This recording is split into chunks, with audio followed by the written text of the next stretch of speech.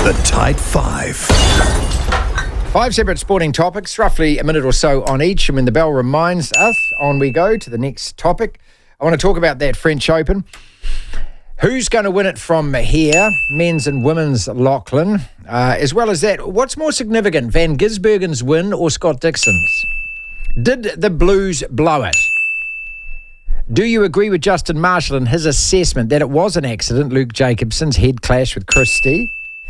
Mbappe to Real, how the hell does that work? I know it's all contractual things, but at the same time, you would think that PSG would have been a bit more clever than that.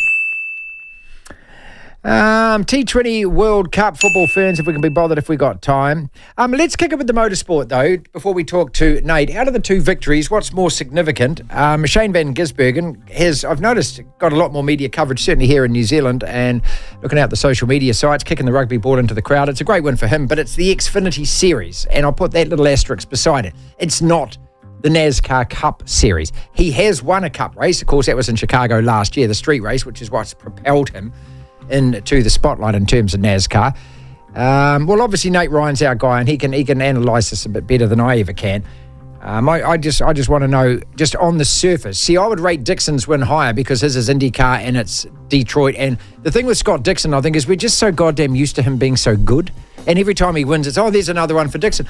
Mate, he's 9 behind. I think it's 9 behind Foyt, AJ Foyt now, for the record number of wins in open car motor racing in the States. That's extraordinary. I mean, if he got that, I mean, how much more of a legend can he possibly be than what he is already? But New Zealand being New Zealand, we're so stuck within our own four walls that anything that happens beyond our shores, we don't really understand how impressive it really is, unless it's the All Blacks at a World Cup overseas, right? So, no, Scott Dixon, for me, Scott Dixon's win's much more monumental. Not to take anything away from Shane Van Gisbergen. What he does in the Xfinity Series is very, very good. But it is the second tier of NASCAR. Yeah, right. And it's not, again, not to take anything away from him, but, you know, we've seen him win a NASCAR Cup Series race. It was on a street circuit, and he has an advantage over the others in a sense who race in those. And this one that he won over the weekend in Portland was a street, a sort of a regular race circuit, not an oval. So, I sort of am waiting to see him maybe get a podium or win something on an oval track, or maybe go and then have another really good performance in the Cup Series. And then I'll start to really put him in the same tier, I guess, as Scott Dixon, who, whenever he gets a win now, particularly because he's top of the standings now. Yeah. If he wins a championship, he's tied for the most. Yeah, that's a 7th. He'll be tied with AJ Foyt. As you say, he's only 9 wins behind, which if he races for at least this year and next year, he could get.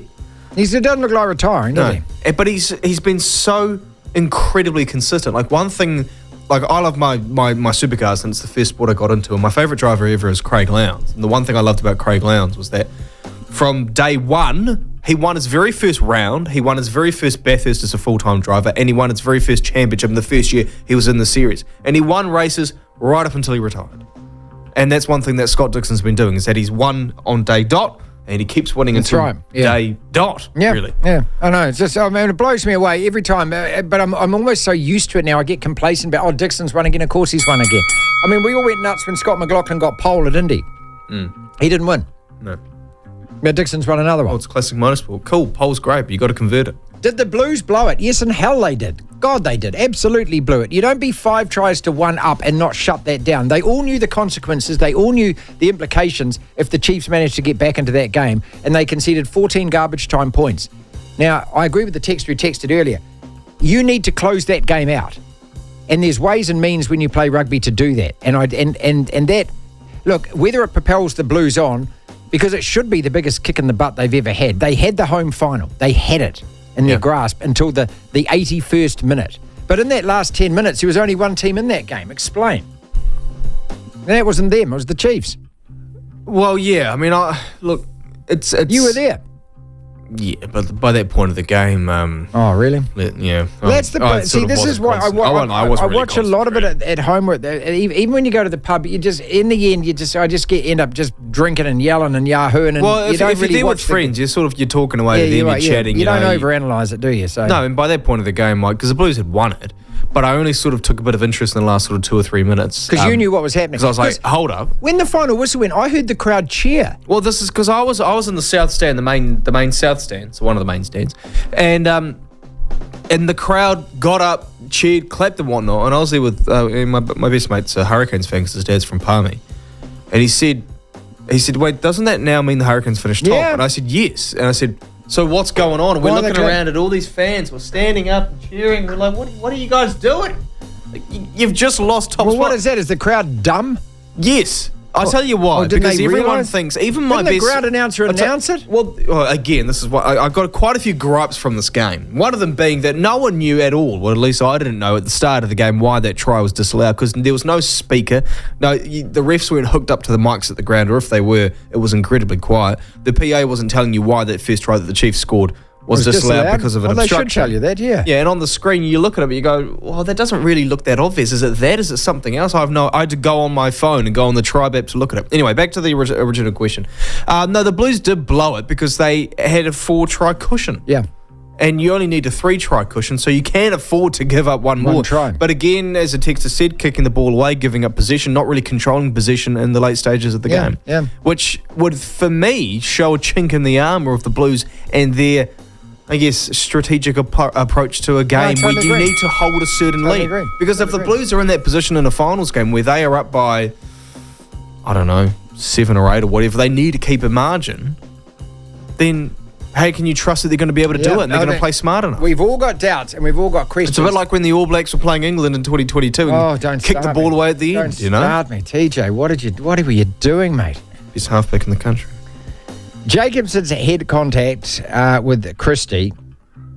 See, I think, the only thing I disagree with Justin about that is I think it should be a yellow anyway because, whether or not, he's intentionally, we've seen so many yellow and red cards get given for not... unintentional things. Yeah, for unintentional things. And, the way that, I think the referees and the TMO got it right in that they were saying, hey, look, he didn't intend, it's an accident, not an incident.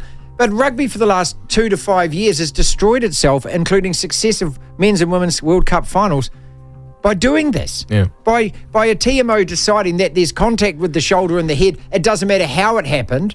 It's your fault. Well, that's the thing. That was as accidental as you could get. As the Sam Cane red card in the World Cup final. I totally agree. Where they weren't trying to do that, but based on a weird position, their heads made, or their part of their body made contact with the opposing player's head. All the excuses that they came up with, there was a last second change of body position. He was going for something, but the other person moved, and in a split second he couldn't adjust. Well, isn't that the argument that they used in the yellow and red card, everybody? Because a lot of the time when they give out these red and yellow cards, they've said one or two things, or both things. They say that it is the duty of the tackler to take care of the player, essentially. It's the duty of care falls on you. And the other thing is that regardless of whether it's intentional or not, these are the rules. We're trying to protect players' heads. That's so it. You're going to the bin or you're going off. It's how Angus Tarteveld happened to him in 2022 against Ireland. He quick change of direction, had a head clash with someone. He didn't mean to do it, but he got red carded.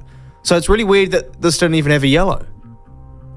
Look, I think the referees and the team, I think they got it right. But I'm looking. Well, did they? What's the letter of the law? Define right. Is right following the letter of the law, or is right following what the majority of us think is the right thing to do? Well, then you need to change the rules. Well, exactly right. But the thing is, they've operated by the rules in recent years, and now they haven't done it. So technically, they're not doing their job.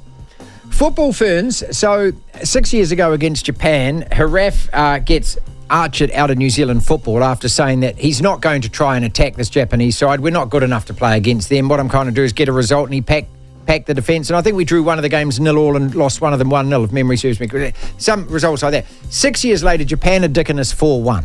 The players took over during that time, player power with the senior players, re-establishing a culture and having fun at training, and then they got Yitka involved. So how there was a coach between Yitka and Haraf, but yeah. But how is this progress? I mean, tell me how this is progress. So we just played Japan again after 6 years and got walloped 4-1 today. There is no progress. Why do the media continually treat this particular team with such kid gloves? Why don't they ever report and analyse the results of this side? Oh, look, there was... honestly, we were bombarded with it a few months ago when we were beating Papua New Guinea and the Solomons 15-0 in the qualifiers for the Olympics. Yeah, there's a lot of articles about them. But to be fair, wasn't there something on the Stuff website by because they've got a couple of football writers, by one of their writers at the end of last year about how it's actually been a poor year for the football field? I can't remember. I think there was something at the end of last year where, look... Every year's a poor year results-wise, mate. Well, every year is a poor year. No, the problem with this team. I'm not hacking this team. I'm just saying, just report the results, and then we can put them where they are positioned, which is 28th in the world, which is nowhere. And they're a really average side that every now and again might spring an upset. That's what they are. They're not a world-class team full of world-class players. They aren't. And you would continually get rammed this, that somehow they're meant to be better than they are. I mean, as I said, I was driving to work and heard the news talks, it'd be sports news today, and they were playing the goal. I mean, since when do you lose a game 4-1? And in the sports news, Millie Clegg's first goal. Sure. I was going to say, if they'd worded it that in a silver lining for the football fans, Millie Clegg, teenager, 18 years old, scored her first international goal. That's something to celebrate because you're an 18-year-old who's played a handful of games for this team. They report the Champions League final. Borussia Dortmund is so unlucky after playing such a great. Of course they didn't. No, because you know what the answer is. The way that women's sports teams, and it's not like the Silver Ferns, for example, because we hammered them. We hammered them for years after 2018. Well, even when they lost the last World Cup in South Africa and finished fifth or whatever. It's the football ferns, it's the black ferns. They're the two main ones. The white ferns, not really, only because they don't seem to get the same amount of coverage. But these are two teams that there's always been, from the media, the mainstream media, a benefit of the doubt. Look, it's a women's team. They're trying to get better. We want them to be in a state of professionalism where they can play the sport and be sustained the way that the men are, this and that, whatnot. Let's pump money into them. Like New Zealand rugby, New Zealand football pumps so much money into these teams, which is fine and from a certain perspective because you want them to grow. But at the end of the day, if you want to go back to the original discussion of equality and you want to decide what equality is, what it really is, it's the same treatment of the men's and the women's teams. When the All Blacks lose, we give it to them. Yeah. When the All Whites lose, the media doesn't probably give it to them enough, but they do get it. But these women's teams don't. I think it's patronising, man. It's patronising for them. Patronising and demeaning way of dealing with it. I'm sure that the women would rather just be analysed and criticised like the men. A couple of quickies to finish with. Okay, French Open. Who wins the men's? You still got Novak? I think it's Sinner. Won the Australian Open. Why? Because is he good on clay? Yeah, he's from there. He's from where? Europe. He's from Italy. He's Italian. Yeah, they play on clay in Italy. I would say, I know. He won. I was going to say he won the Italian Open last year, I think. I would lean towards Alcaraz because I think his style suits clay more than Sinner's. That would be my guess. Okay, as far as the women go? Swiatek, because she's won how many French Opens? 2 or 3 of them? Yeah, exactly right. That's what I would go with her. T20 World Cup. I'll be watching it come this weekend. I'm not getting up at 2 a.m. to watch these games. I don't get excited by T20 cricket. Okay. So I might watch. I probably will watch depending on what I'm doing on Saturday. It's at a time of day where Saturday's that time of day for me is an admin day, unless I've done something the night before. Yeah, it's a good time. It's about 11:30 it starts, I think. He'll need the hit to get the platform. What a platform this is. Gave us a little bit of a platform to come in. Devlin. You've got to love sport. The platform.